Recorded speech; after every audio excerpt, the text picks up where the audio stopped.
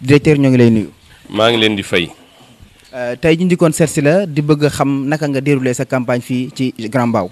waaw campagne bi ni ñu ko déroulé mooy ni ko son excellence Macky Sall président de la République sunu candidat santaane mooy ñu def ay visites de proximité des porte à porte pour waxtaan ci ak ñi nga xam ne ñoom ñooy militants yi sympathisants yi moom nag bi ñu ko waxee ba léegi ci la ñu nekk tàmbali nañu nag par benn caravane pour un peu marquer notre territoire mais après caravane premier jour bi ba léegi ñu ngi déployé wu dans la commune dans l'arrondissement et dans le département de Pikine pour non seulement valider li nga xam ne moom mooy parrainage bi ñu defoon mais également rencontrer ñeneen ñi nga xam ne jot ñu leen woon rencontrer ci parrainage bi pour que ñu jox leen la bonne information ci li nga xam ne président de la République mébét na ko pour Sénégal ak pour sénégalais yi la bonne information par rapport ak li nga xam ne président jot na ko réaliser ci 7 ans yi nga xam ne nekk na ko ci boppu magistrature suprême bi. alors est-ce que fii nii ci localité bi nga xam ne nekk nañ fi est-ce que amu leen fi benn opposant boo xam ni dina leen indil ay problème ci présidentielle bi. non mënuñu am opposant fii en tout cas fii dans la commune de Mbao dans le département de Pikine opposant wala opposition bu ñuy créer ay problème parce que mbir mi du mbiru campagne électorale mbiru avant la campagne électorale la militants yi sympathisants yi sénégalais yi tànn nañu ki nga xam ne moom la ñu war a votel bien avant la campagne parce que lépp mu ngi ajoo ci li nga xam ne moom mooy bilan wu président bi nga xam ne moom la présenté Sénégalais yi donc loolu waral na ba sunu liggéey gën a yomb fépp fu ñu dem ñu ngi gis population yi ñu ngi génn de manière spontanée ils sont très enthousiastes pour ñëw accueillir ñu dalal ñu waxtaan ak ñun fu ñu jaar nag ñu ne ñu jox leen ñu posteru président jox leen ñu photo président loolu dafay wone ni seen cofeel bi nga xam ne am nañ ko ci sunu candidat loolu nag ci biir commune de Mbao yëpp constaté nañ ko ci arrondissement de Thiaroye fi nga xam ne dem nañ fa dans le département de Pikine aussi écho yi nga xam ne am nañ ko écho yu favorable la donc fii ci département de Pikine incha allah président Macky Sall dina génn premier vainqueur avec une majorité absolue bi nga xam ne mun na nekk au-dessous des 70%. gis nañ maître Abdoulaye Wade nekkoon président de la République du Sénégal bi mu dikkee dafa camper sur sa décision mooy day saboter élection yi est-ce que loolu am ngeen ci yaakaar. d'abord li may wax ni mooy xaaruñu woon loolu ci ancien président de la République ki nga xam ne nekk na président de la République jiite réew mi ay at xaaruñu ko woon muy ñëw di saboter élection parce que loolu lebaluñ ko loolu nit nag booy fay na nga fay au moins li ñu la lebal président Abdoulaye Wade. lebaluñ ko saccagé ay urne lebaluñ ko taal réew mi lebaluñ ko lenn lu jëm ci wàllu woowu. mais dafa wax ni comme doomam ji ñu tëj te deful dara moo tax xam naa. waaw mais man ñun dañu bëggoon sax mu nekk doomam moo wax loolu doomam ñëw fii ci biir réew mi bu fekkee ne doomam gëm na ni waroon na nekk candidat moom moo waroon jiitu papam topp ci mais bu fekkee ne papam la jiital à son âge ñun ça nous pose énormément de problème leneen li may wax mooy. réew mi réewum droit la kenn du yàq réew mi kenn du ko taal incha allah le 25 février sénégalais yi dinañ yeewu ci jàmm dem doxi seen soxla si jàmm disposition yi état bi nga xam ne moom mooy organiser élection yi état dina jël ay motuwaayam pour que ñi nga xam ne dañoo fas yéene amuñu beneen langage bu dul langage taal amuñu beneen langage bu dul langage yu yàq bu bës ba yàq du am taal du am. est-ce que maître Abdoulaye Wade bu persister ci décision dañ ko arrêté. ñun waxuñu waxu Abdoulaye Wade moom man li ma ñaan yàlla mooy mag la Abdoulaye Wade mag la kenn du ko arrêté kenn du ko sonal kenn du ko wax lenn Abdoulaye Wade ñun suñu réew dafa am nu mu aadawoo mag dañ koy jox cër mag yi ñu am suñu biir kër yépp malgré yu ñuy wax parfois dañuy ree rek bàyyi leen ñu continuer di ñu wax parce que dañuy wax ne mag buur la Abdoulaye Wade nag mag la sunu maam la ñun ñëpp lépp lu ko neex na wax kenn du ko laal incha allah waaye jeunes yi nga xam ne mu ngi jël doomam lax ko fi yàq yeggul mu jël mu wax ay jeunes nañu dem taal jeunes yooyu bu ñu génnee def bëgg a jëfandikoo digal boobu dinañu xam ne ci état de droit lañ nekk. alors violence gis nañ ko ci campagne électorale bi gis nañ tamit mu indi ñetti nit ñàkk seen bakkan ca Tamba loolu ban xalaat nga ci am. waaw on le constate pour le regretter parce que ñaanuñu woon yàlla quel que soit fu mu munti féete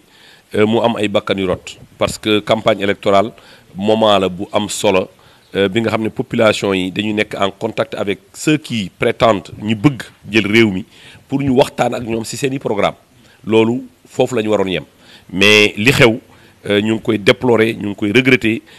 ñu ngi jaal ñi nga xam ne ñoom ñooy mbokk yi ñi wàññeeku di wax ne président de la république Macky Sall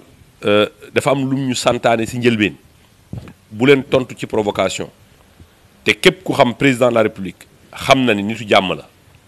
kenn mësu ko dégg ci violence physique kenn mësu ko dégg ci violence verbale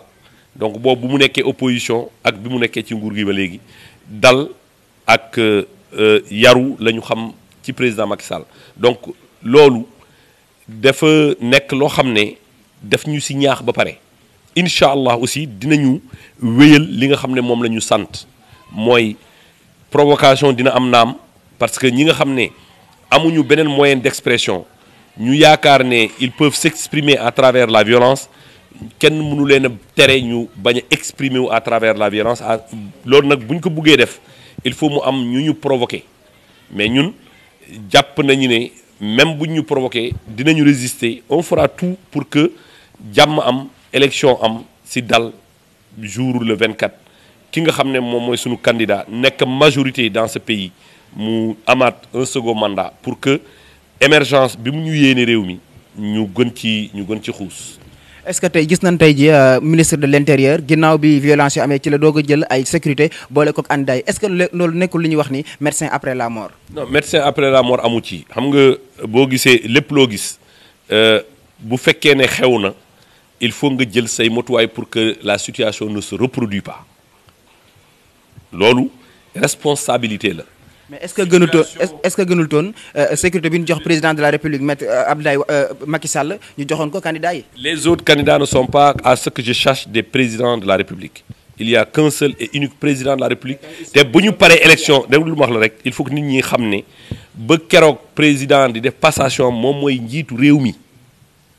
moom mooy président de la république et il est le seul président de la république donc il faut pas que ñu jël di ko dendale ci ñi nga xam ne ay candidat lañu c'est vrai moom candidat la ñële candidat lañu mais ci wàllu responsabilité bokkuñu responsabilité. mais justement waroon tax ñee mën nañoo nekk njiitu réew Sénégal waroon na leen a booleeg ay sécurité. ma ne ku bëgg nekk njiitu réew Sénégal sénégalais yi ñoo lay tànn sénégalais tànn guñu kenn ku dul président de la république moom moo fi nekk ba keroog ñuy tànn keneen mu nekk njiitu réew président Macky Sall moo nekk njiitu réew mi. donc ci wàllu woowu président de la république dafa am dañ koy aar donte candidat la dañ koy aar dafa am sécurité bu war a ànd ak moom c'est tout à fait naturel et tout à fait normal ba tey bi ñuy wax heure bi ñuy wax ni réew mi dafa am ki nga xam ne moom moo nekk ci bopp réew mi mooy kan mooy président Macky Sall mais ñooñu nag boo ko bëggee dendale ki nga xam ne candidat la kenn xamul ne ndax dina nekk président wala du nekk président c'est vrai ñëpp la ñu war a aar état moom mooy war a yore sécurité population yëpp y compris les candidats donc si loolu maa ngi saluer li nga xam ne ministre de l'intérieur jël na ko ci disposition pour ne désormais pour éviter li xew maa ngi jël sécurité jagleel leen ko c'est de sa prérogative ñu ngi koy saluer di ko apprécier ñi ko bëgg jël nañu ñi nga xam ne nee nañu bëgguñu sax ñu aar leen parce que ñoo am nañu yeneen i pexe nu ñuy aaree seeni bopp ñooñu je pense ils prendront leur responsabilité. Ousmane Sonko candidat la comme nee na doyloo na sécurité bi mu yore wóoluwul sécurité réew mi ba pare nag bëgg a laaj réew mi y a un problème nit ki da ngay wóolu say institution su fekkente ne bëgg nga nekk ëllëg parce que ku nanguwul ñu jiite la doo mës a jiite. ñu ngi saluer li nga xam ne ministre de l'intérieur Aly Ngouille Ndiaye def na ko def na taxawaayu kilifa def na taxawaayu responsable ñun ñëpp ñu ngi koy saluer ñi nangu ñu jël seeni disposition ñu aar leen boole leen ak sécurité bi nga xam ne moom moo yoree mbir moomu ñooñu ñu ngi leen di sant parce que ñooñu bëgg nañu jàpp nañ ne bëgg nañ jàmm. ñi nga xam ne dañuy yaakaar ne dañuy recruter ay gros bras di recruter ay nit di leen jox ay ngànnaay pour ñu jàkkaarloog sénégalais yi ñooñu tamit ils feront face à leurs responsabilités. alors Ousmane Sonko moom gis nañ ko ak mbooloom fu mu romb fu ne mbooloo moo koy topp surtout la jeunesse est-ce que tey ji loolu di leen indil ay problème ci présidentielle bi. man taxawuma fii du wax waxu Ousmane Sonko Ousmane Sonko c'est pas notre souci Ousmane Sonko nekkul suñu souci Ousmane Sonko c'est un candidat comme tous les autres candidats waxuma waxu Ousmane Sonko xam nga kañ lañuy waxu Ousmane Sonko jour élection le 24 dina xam ne lépp dëgg la. alors am na beneen candidat aussi mu ñu tuddee ko même presse bi tuddee nañu ko candidat triple XL di ki nga xam ne moo di Idrissa Seck di njiital parti réew mi tey ji gis nañ ralliement yu bëri dugg ci moom est-ce que tey ji loolu aussi du wàññi seen poids ci raison yi. ma ne triple XL ak double XL ak L ak xam nga kañ lañ koy xam bu ñu génnee ci urne yi li génn ci urne yi mooy firndeel ni kan mooy triple XL wala kan mooy double XL Idrissa Seck pour ñun nekkul sax S pour ñun. Idrissa nekkul S il est dans la petite catégorie bu soobee yàlla jour élection nañu ko woon ne il fait partie de la petite catégorie. alors ñu ngi woon ak directeur Abdou Karim Sall tey ji lan mooy sa mot de la fin. di ñaan yàlla rek li des ci campagne bi ñu dérouler ko dans d'excellentes conditions comme ni ko président de la République wootee di woo aussi ñi nga xam ne ñoom ñoo nekk ak ñun ci terrain bi ñu dal parce que réew mi ñun ñoo ko bokk. réew mi kenn du ko xar kenn du ko séddoo réew mi Sénégal la tudd ñun ñëpp dañ fi fas yéene dund fi ba keroog ñu fi jóge ak suñuy njaboot donc réew mi kenn du ko taal kenn du ko jaay kenn du ko dénkaane mun nañ ko dénkaane waaw parce que dañ koy dénk ki nga xam ne moom moo ko yore te ñu fas yéene ko dénk président de la République Macky Sall.